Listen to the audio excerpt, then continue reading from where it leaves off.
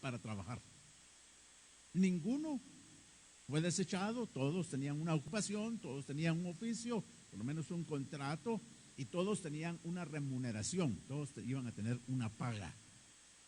No me voy a quedar en el tema que le estoy mencionando de la viña, sino que vamos a pasar más adelante, pero encontramos nosotros la importancia que todos tenemos un llamado, todos tenemos un trabajo que hacer.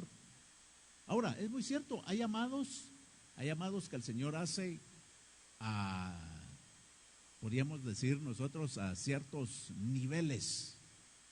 Por ejemplo, los ministerios primarios, si hablamos en el Nuevo Testamento. Dice Efesios 4:11 que el Señor llama a 5 ministerios, algunos apóstoles, profetas, pastores, maestros y evangelistas. Pero no a todos les da ese mismo llamamiento, a todos nos llama de diferente manera. Y qué bueno es que nosotros lo sepamos realizar. No a todos les da los mismos talentos. Hay algunos les da 1, a otros 2 talentos y a otros 5 talentos. ¿Debido a qué? ¿Qué el Señor toma en cuenta para tomar, hermano, esas cantidades, para repartir esos dones, esos talentos? Bueno, exactamente podríamos hablar de algunos puntos, pero exactamente tal vez no podemos definirlo a un 100%, pero sí encontramos, hermano, que es el Señor quien elige a los ministros. Pero ¿qué toma en cuenta el Señor para hacer llamados a los ministerios?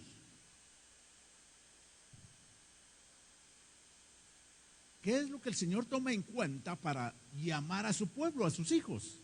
Indudablemente que esto va un poco más allá de la tierra.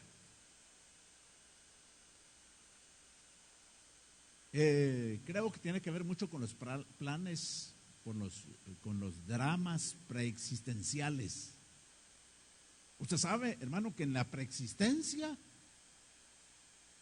un tema que a muchos no lo aceptan, pero es indudable. Hay muchas bases bíblicas, hay muchos textos y contextos que nos hablan acerca de la preexistencia y nosotros no podemos negarnos a ello. Hubieron dramas preexistenciales. El mismo Señor en San Juan 6:45 y 46 explica a él que nosotros participamos de la escuela del Padre. O sea, hubo una escuela preexistencial en el Padre. En ese entonces éramos posiblemente espíritus, no cuerpo. De alguna forma alma también. ¿Por qué? Porque nosotros vemos, hermano, que dice, y los que aprendieron del Padre vienen a Cristo Jesús aquí en la tierra. Aceptan el llamado que el Señor hace aquí en la tierra. Entonces, esa escuela del Padre es muy interesante porque ahí muchos optaron por salvación. Aprendieron y ganaron, fueron aprobados. Pero muchos no aprendieron, y no porque no tuvieran un buen nivel de conocimiento, sino porque no quisieron aprender. Tampoco porque el maestro era malo, porque muchas veces muchos que son reprobados pueden culpar al maestro o pensar que no se tuvo la capacidad de conocimiento para poderlo comprender. Pero descartando esos 2 puntos, porque usted sabe que en esas esferas pues había todo conocimiento y había muchos beneficios como para poder lograr recibir la capacitación adicional que se necesitaba, pero no quisieron, por eso se perdieron. Y considero, y tengo algunos puntos como para pensar, hermano, que muchos optaron por ser perdidos, no quisieron aprender de la escuela y ellos se perdieron.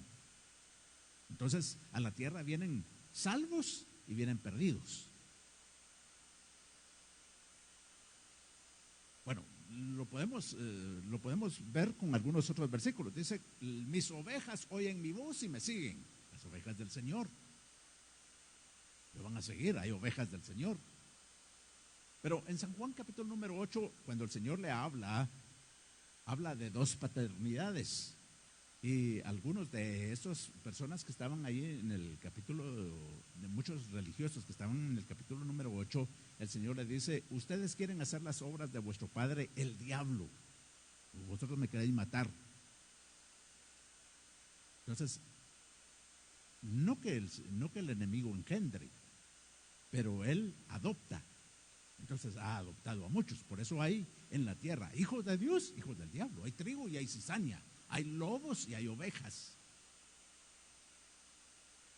Pero encontramos nosotros también a otro grupo. Que este grupo no optó ni por ser salvos ni por ser perdidos. Y estos son los que tienen que escuchar la palabra del Señor.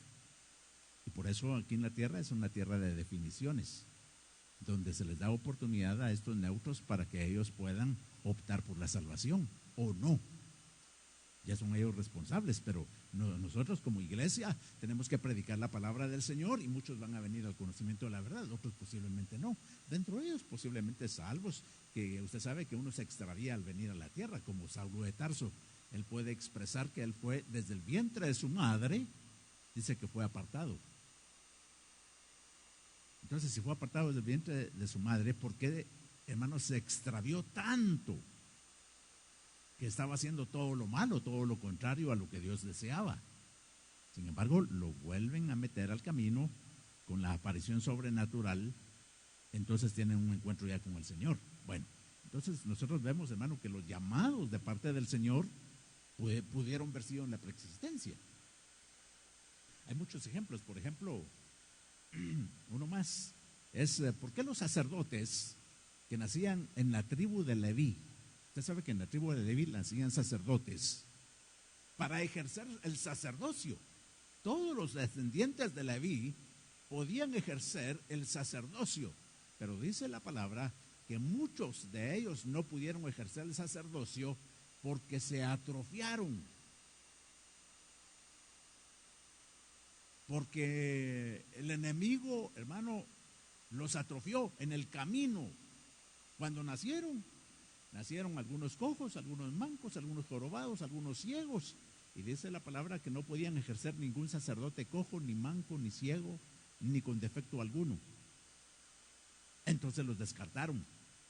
Venían para ser sacerdotes, pero ya no lo fueron. ¿Por qué? Porque venían con impedimentos. Ahora la pregunta es, ¿quién los atrofió en el camino? ¿Algo les pasó? ¿En dónde? ¿Algo les sucedió? En el camino fueron afectados y por eso ahora vienen a la tierra, pero ya no van a ejercer su sacerdocio.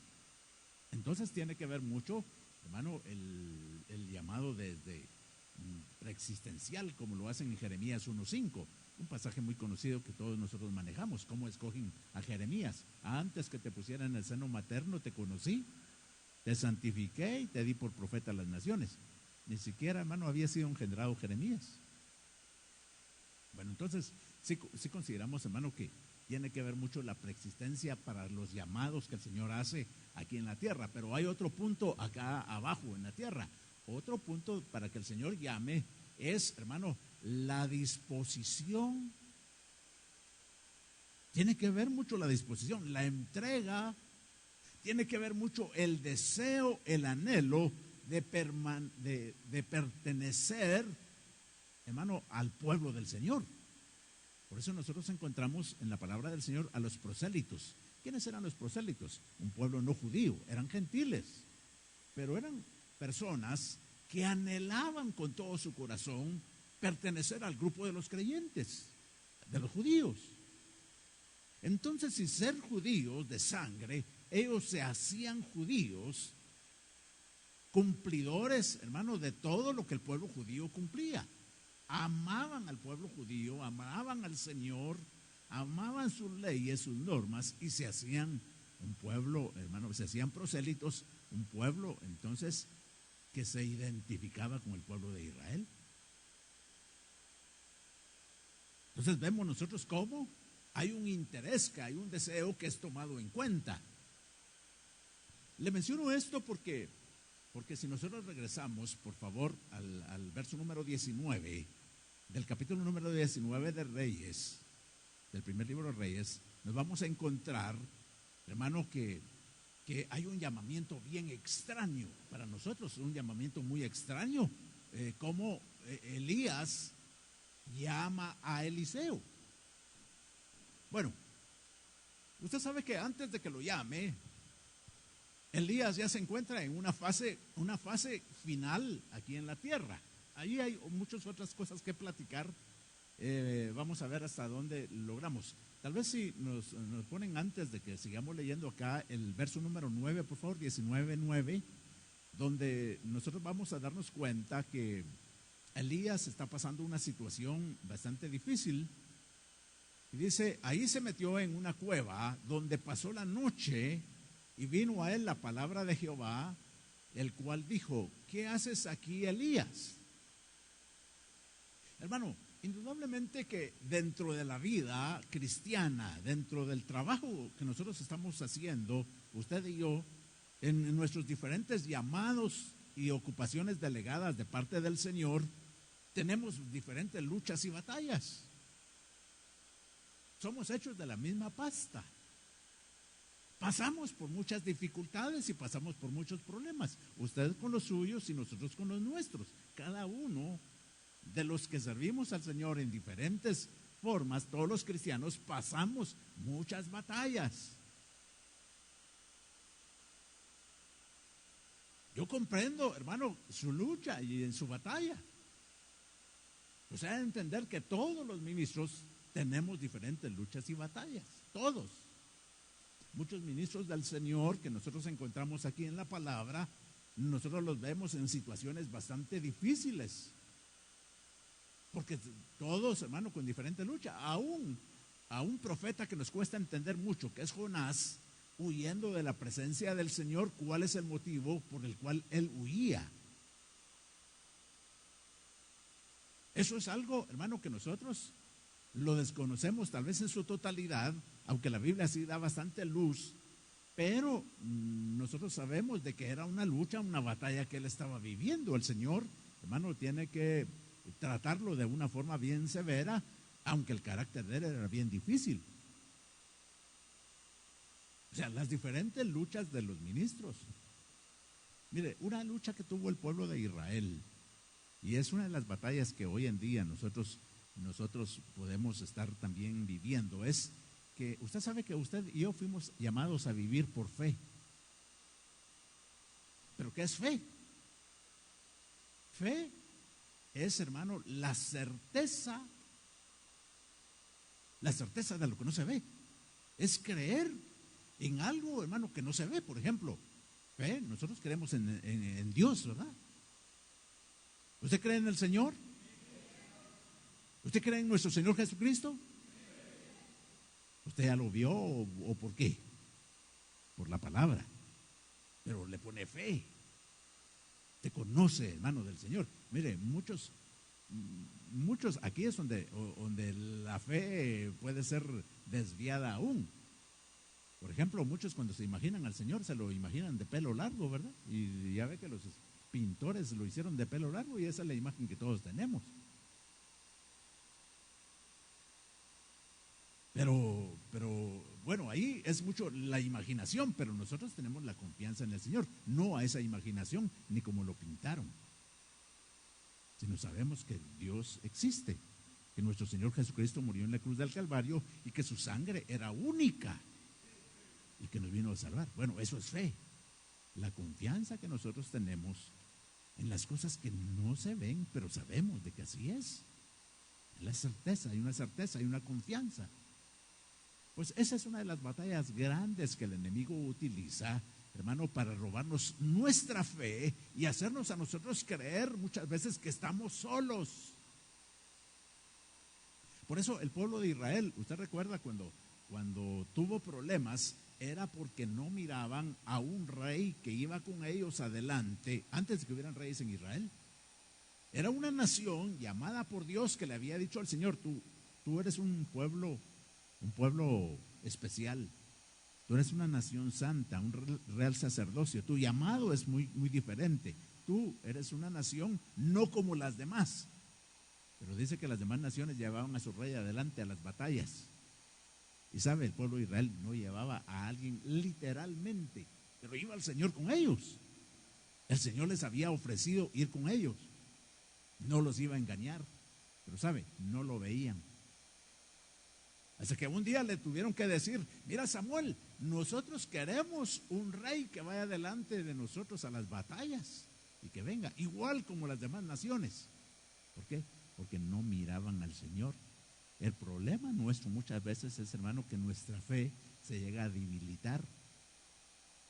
El problema es que nuestra fe muchas veces, hermano, nosotros, hermano, no sabemos de la fe, pero no la hacemos nuestra, no participamos totalmente de ella. ¿Cuántos se sintieron solos? Miren, Moisés tenía el auxilio del Señor. Se sintió tan solo que andaba buscando, hermano, buscando ayudas humanas, porque él trataba de no sentirse solo. Usted sabe que escogió a Aarón. El Señor no le quería dar a Aarón, hermano, como para que fuera el portavoz. Pero ¿en dónde se justificó Moisés? Moisés se justificó diciendo que él era tartamudo, que no podía hablar, que no tenía facilidad de palabra. En eso se justificó, hermano, y el Señor se lo aceptó. Pero sabe, después se quiso acercar a otro hombre llamado Hobab. ¿Y sabe para qué quería a Hobab? Para que fuera ojos. Ya tenía a Aarón, que era boca de él, ahora quería a Hobab para que fuera ojos. Porque Hobab era un conocedor del desierto y le dice: bueno, ayúdame, puede que nosotros seamos, tú seas nuestro guía, nos vas a decir dónde acampar, dónde no. Hermanos, si estaba la nube, pero Moisés estaba rodeando de personas queriéndose apoyar en humanos porque se sentía muchas veces solo. Y es muy cierto, muchas veces se sintió solo y se quedó solo porque no tenía ayudas. Hasta que el Señor le habló de que llamara a 70 ancianos, hermano, y el Señor les compartió del mismo espíritu de él, o de alguna forma una influencia del espíritu de Moisés sobre ellos, para que sintieran el peso, para que sintieran la carga, que sintieran la necesidad que Moisés sentía. Porque, hermano, puede haber otro pueblo que está en otro sentir. Cuando hay otro pueblo que está en otro sentir, no percibe las necesidades, hermano, que hay. Nosotros tenemos que tener el mismo sentir para saber, hermano, en qué podemos ayudar, en qué podemos apoyar, para que los ministros no estén solos. Los ministros van a necesitar siempre quien los auxilie, quien los ayude. Y aún así, se van a sentir solos. Mire, aquí lo que le está pasando a Elías es también que se sintió solo. ¿Sabe? Él se lo dice al Señor: Elías, ¿qué haces en la cueva? Es que, Señor, mira, han matado a muchos de tus profetas, los demás se han corrompido y solo quedo yo. ¿Qué es eso? Soledad. Él no, hermano, no miraba que el Señor estuviera con él para ayudarlo. ¿No te ha pasado eso a ti? Muchas veces nos sentimos solos. Muchas veces estamos rodeados de personas en algunos momentos. Tal vez, hermano, cuando estamos rodeados de la familia, rodeados de hermanos de la congregación, nos sentimos acompañados, pero de repente en nuestros problemas, en nuestras aflicciones, en nuestras batallas, solos. Y no estamos solos. Nuestra fe se tiene que ejercitar, pero muchas veces es ahí donde aprovecha el enemigo. Dice, hermano, que se metió en una cueva donde pasó la noche. ¿Sabe? Hay una versión que me gustó mucho, donde dice que se hizo un asiento, armó un asiento para quedarse ahí, hermano. Elías viene y se formó su asiento para sentarse, para poder, hermano, ahí quedarse en la cueva. Por eso el Señor viene. Le dijo: ¿qué haces aquí, Elías? Elías tiene mucho que hacer.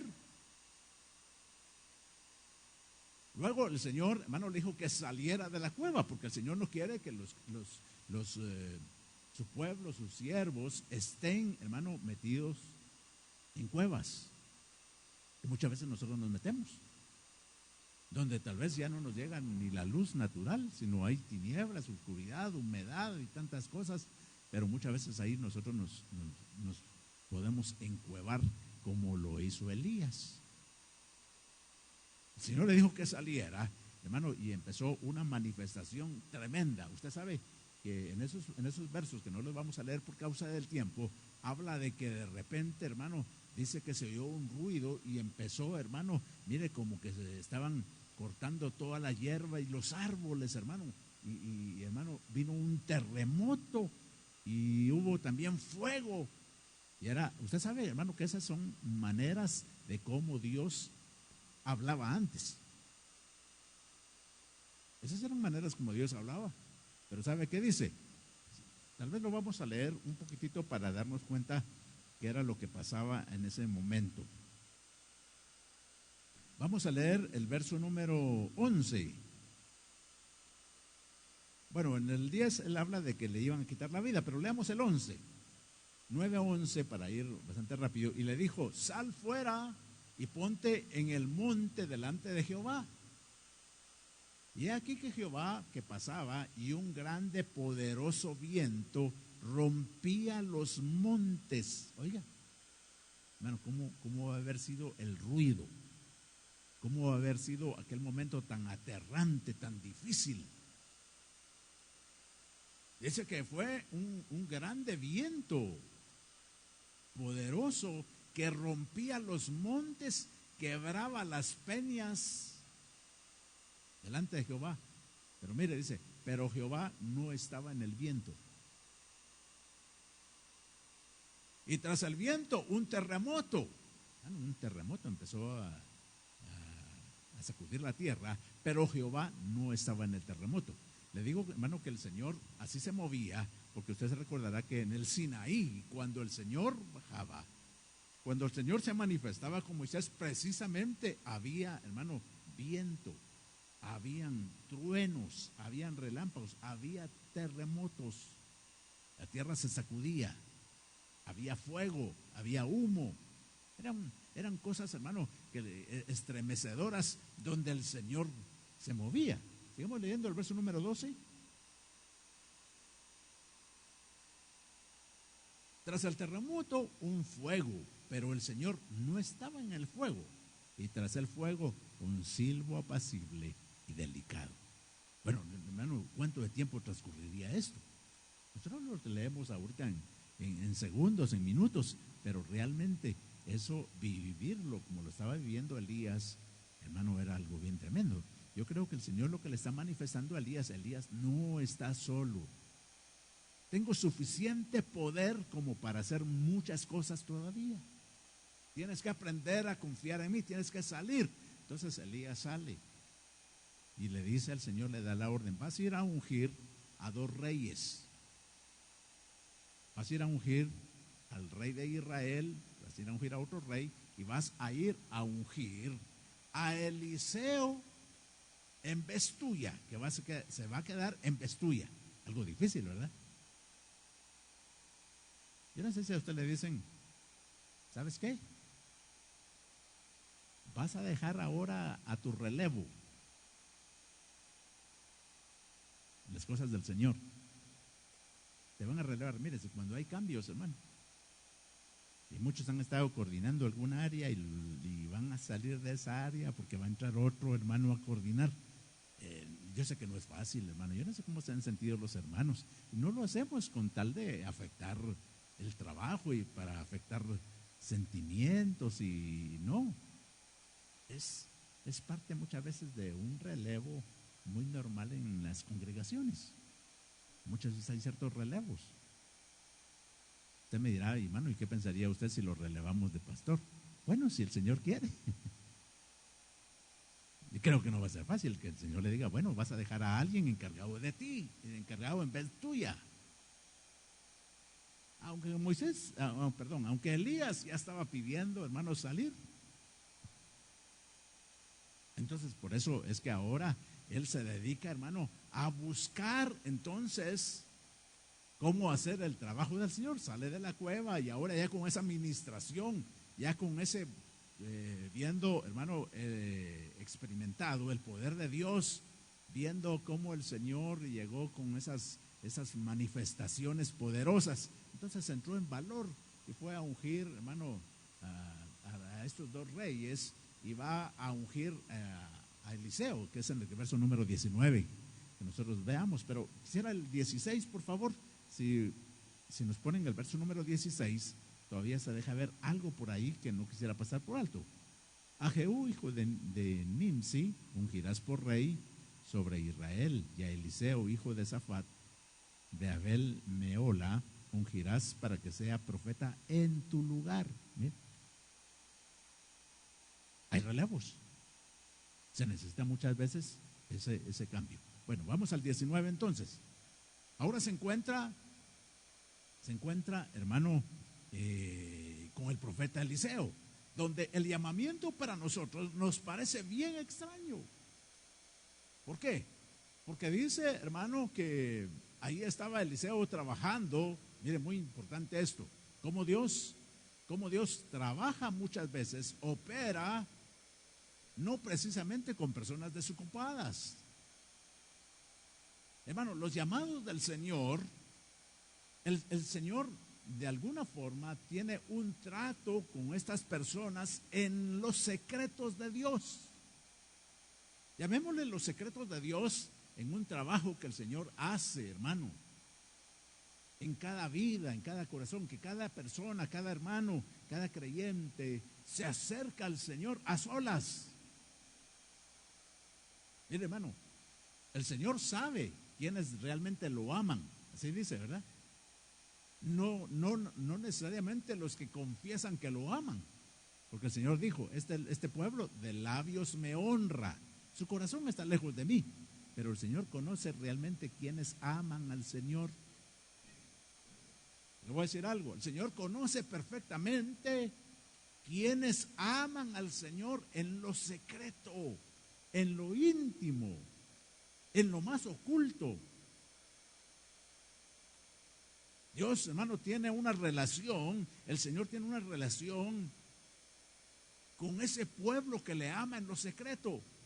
Por eso atendamos el llamado que Él hace. Dice, cuando entres a tu aposento, cierra la puerta y ahí, hermano, vas a encontrarte con tu Padre secreto que ve en lo secreto. Mire, hay un diálogo, una comunión, cosas que tal vez no están a nuestro alcance muchas veces, pero mire, Dios conoce quiénes lo están buscando. Dígame, ¿por qué el Señor escogió a la viuda de Sarepta de Sidón? ¿Por qué el Señor escogió a la viuda de Sarepta de Sidón? Era una viuda pobre, para que alimentara a Elías. Y sabe, no era del pueblo judío, era gentil. ¿Y sabe qué dice la palabra del Señor? Le dice a Elías, mira, Elías, vete a Sarepta de Sidón, porque ahí le he dado órdenes. Oiga, ¿cuándo fue eso? Le he dado órdenes a una mujer viuda para que te sostenga. Bueno, ¿cómo sería la relación de esta viuda de Sarepta de Sidón con respecto a la comunión con el Señor? Hermano, el Señor la conocía, el Señor la ministraba ahí en lo secreto. Ella recibió órdenes de parte de Dios de alimentar a su siervo. No era judía. ¿Qué comunión tenía Naamán? Perdón. Sí, Naamán con el Señor. Perdón, le voy a poner a Cornelio. Vamos a cambiar. Cornelio, que era otra persona que no era judío. Pero Cornelio, hermano, tuvo unas experiencias con el Señor tremendas. Porque era un hombre justo, porque era un hombre piadoso, porque ayudaba a hacer sinagogas. Hermano, era temeroso de Dios. Daba limosnas. Usted sabe, las limosnas es para ayudar a los necesitados. Ayudaba a los necesitados. Entonces nosotros encontramos que había un diálogo con Dios. porque el Señor, hermano, conoce los secretos. Dígame, aquí aparece de momento en este pasaje 19:19 del primer libro de Reyes, aparece Eliseo para nosotros por primera vez. Pero dígame, ¿qué trato tuvo el Señor con Eliseo antes? ¿O qué trato tuvo, qué comunión tuvieron ellos? Para que el Señor le dijera: Elías, me vas a ir a ungir a Eliseo. Y le dice de dónde es donde vive Eliseo, dónde lo puede encontrar. ¿No cree que había ya un interés en Eliseo? Porque ese llamado, hermano, mira, es bien extraño. Ese llamado que tiene Elías a Eliseo es bien extraño. Usted ve que dice: y pasando Elías por ahí delante de él, echó sobre él su manto. ¿Sabe? Quitó su manto y se lo lanzó. El manto había sido un poco grande, pero se lo lanzó, hermano, y cayó sobre de él. Tal vez ignoramos las costumbres de aquel entonces totalmente. Pero, hermano, es un llamado mero extraño. El Señor, ¿sabe qué le dijo? Me los vas a ir a ungir, porque el Señor ungía en el Antiguo Testamento, ungía reyes, ungimiento con aceite, sacerdotes, reyes, profetas y reyes, profetas, sí, sacerdotes. Eran llamados ungidos, eran bajo unción. Así los llamaba el Señor. En el Antiguo Testamento los llamamientos ministeriales no pueden ser con aceite. El aceite ya es otra función. En el Antiguo Testamento una cosa, en el Nuevo Testamento es otra. Hoy la palabra del Señor nos enseña que es para salud, para sanar a los enfermos. Dice que los ancianos deben de ir a ungir con aceite al que está enfermo. El que está enfermo debe llamar a los ancianos de la iglesia para que oren por él, ungiéndole con aceite. En el Nuevo Testamento cambiaron las cosas con respecto a acá. Pero nosotros, bueno, en la Biblia lo ha de haber hecho Elías, aunque la Biblia no nos narra en qué momento lo hizo, porque hay muchas cosas que no aparecen en la palabra, pero sí que hicieron. El Señor le dijo: úngeme a Eliseo, hijo de Safat, lo vas a ungir por profeta en vez tuya. Entonces miramos nosotros, hermano, que lo hace Elías. Pero ¿no será que Eliseo ya estaba esperando ese llamado? ¿No será que Eliseo ya añoraba ese llamado? ¿No será que Eliseo, esa comunión, hermano, ya estaba? Mire, no lo detuvo lo económico, porque él económicamente estaba muy bien. Mire, era una familia que tenían, imagínense, 12 yuntas de bueyes. Dice que en aquella oportunidad era muy difícil familias que tuvieran esa cantidad de yuntas. Eran en un nivel económico muy bueno, muy alto. Sin embargo, dentro del Eliseo existía la necesidad de tener una comunión con el Señor. O sea, lo material no le vino a afectar a él. Gracias a Dios, hermano, que hay hijos de Dios que lo material no les afecta. Usted sabe que la palabra del Señor nos enseña que el amor al dinero es la raíz de muchos males, porque a muchos les hace daño. A muchos los extravía. Mire, Balaam, el amor al dinero lo hizo que se extraviara. O sea, hay muchos extraviados. Además, ¿qué le ofrecerían? ¿Dinero? Bueno, él dice: amó más al mundo que al Señor, las cosas de este mundo. Pero, hermano, nosotros encontramos aquí que Elías extiende el manto sobre Eliseo, y él, hermano, como que hubiera sido una señal que él esperaba. Miren la reacción en el verso número 20. Vamos a ir finalizando. Pero en el verso 20 nosotros encontramos que dice: entonces, dejando él los bueyes, bueno, no le interesó. Él estaba dispuesto a dejarlo todo por el llamado. Hermano, mire, es de mucha honra servirle al Señor. Por eso cada uno de nosotros, mis hermanos, sintámonos honrados que Dios nos dé un privilegio, un llamado. cualquiera que sea. No hay llamado sencillo.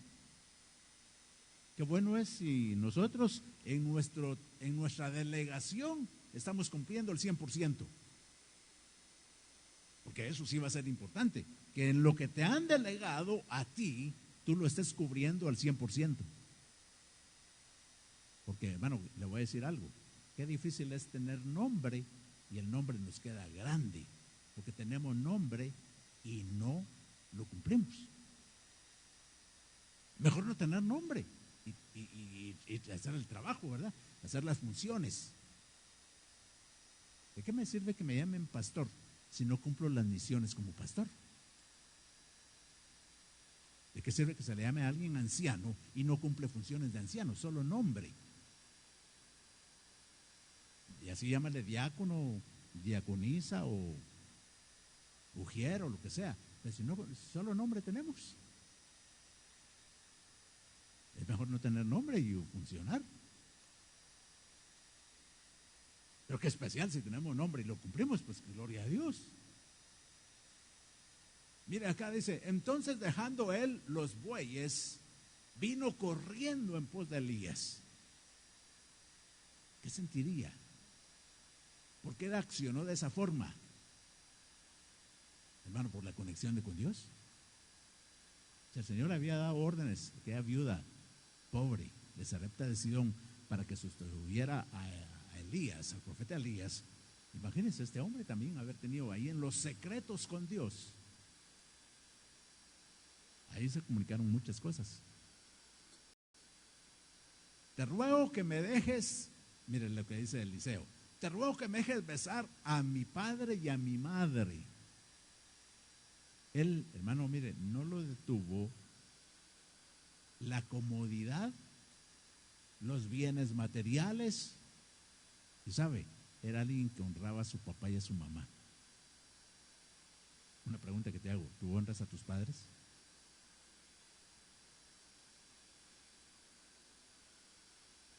Hay que honrarlos.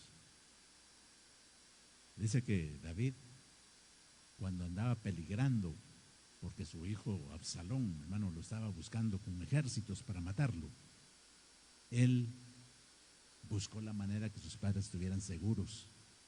Los tuvo en la cueva de Adulam y de ahí los sacó y los llevó a otro lugar. Con tal de tenerlos un poco seguros, humanamente hizo lo posible. Y muchas veces nosotros tenemos olvidados a nuestros padres. En el mundo pasan muchas cosas. En el mundo hijos le quieren pegar a sus padres. Pero aquí en la casa de Dios, eso es más difícil. La Biblia nos dice, honra a tu padre y a tu madre para que te vaya bien. Así que si tú tienes papá o mamá, gloria a Dios, bendícelos. Honra, todavía es tiempo. Mire qué hace Eliseo. Por algo el Señor, hermano, se ocupó en él. Te ruego que me dejes besar a mi padre y a mi madre. Y luego te seguiré. Elías le dijo, ve, vuelve. ¿Qué te he hecho yo? En otras palabras, no te lo voy a impedir, vuelve, hazlo. Verso número 21. Y se volvió y tomó un par de bueyes y los mató. Hermano, Eliseo estaba dispuesto a ir hacia adelante. Eliseo, gracias al Señor, tenía una disposición, una fuerza para hacer un trabajo. Y tomó un par de bueyes, los mató, como diciendo, ya no voy a volver atrás. Lo de atrás se quedó. Ya no voy a hacer lo que hacía antes. Lo voy a destruir totalmente. Pero ¿cuántos creyentes han vuelto a recoger las cosas de atrás? ¿Cuántos creyentes se han vuelto atrás? Muchas veces no se necesita estar en el mundo para uno decir volví atrás. Tiene que ver mucho nuestra mente. Estamos muchas veces en la casa del Señor, pero las cosas del mundo las tenemos en la mente.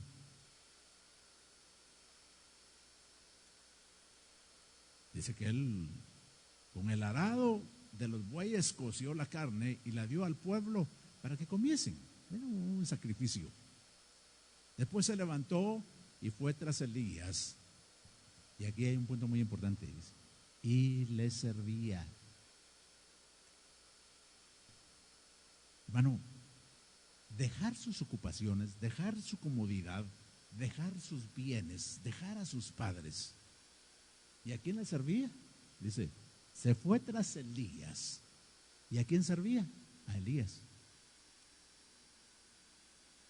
Y le servía a Elías. Pero sirviendo a Elías, le tomaban en cuenta, el Señor lo tomaba en cuenta como un servicio para él. Porque muchas veces aquí es como que le sirviéramos a los hombres, pero no. Por eso dice, sirviendo no como a los hombres, no para querer agradar al ojo humano, sino al Señor. Pareciera que nosotros servimos a los hombres.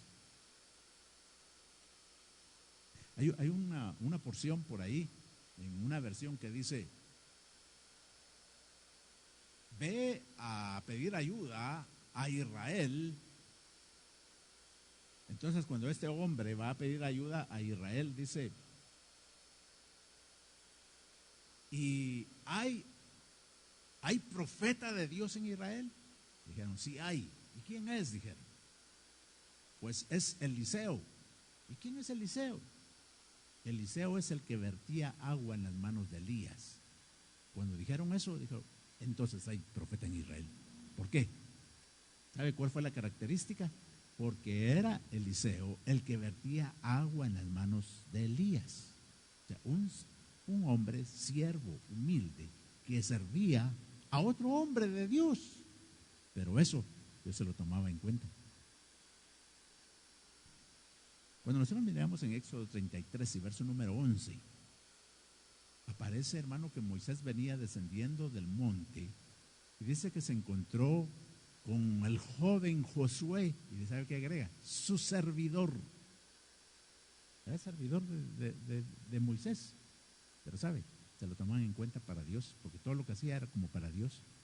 Y por eso no nos sorprende a nosotros que sea el relevo de Moisés. ¿Quién? Los que sirven. Ahora, esto es muy cierto, tenemos que tener mucho cuidado, ¿verdad? Porque como le decía, lamentablemente en este mundo hay muchos que le queman incienso a los hombres. Tampoco se busca eso. Pero de alguna forma nos damos cuenta, hermano, que el trabajo que nosotros hacemos para supuestamente, hermano, para los hombres en este caso, era a Dios.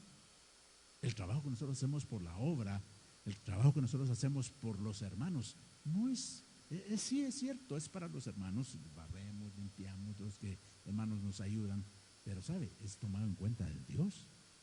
Es como que fuera un servicio a los hombres, pero más que a los hombres es a Dios. Por eso es que el Señor va a recompensar estos trabajos muy especiales. Y lo voy a invitar a que cerremos nuestros ojos. Yo espero que en algo de lo que hemos compartido esta noche, el Señor esté ministrando su vida. Qué importante es.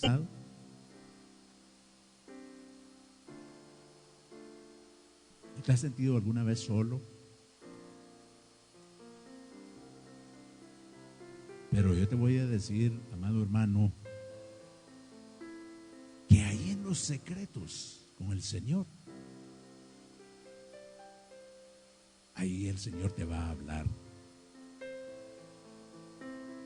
Ahí en los secretos con nuestro Padre Celestial, Él te va a fortalecer. Él nos va a hacer entender que no estamos solos, que Él está con nosotros para ayudarnos, para fortalecernos. El trabajo que tú haces no es en vano. El trabajo que tú prestas por amor a los santos va a ser recompensado.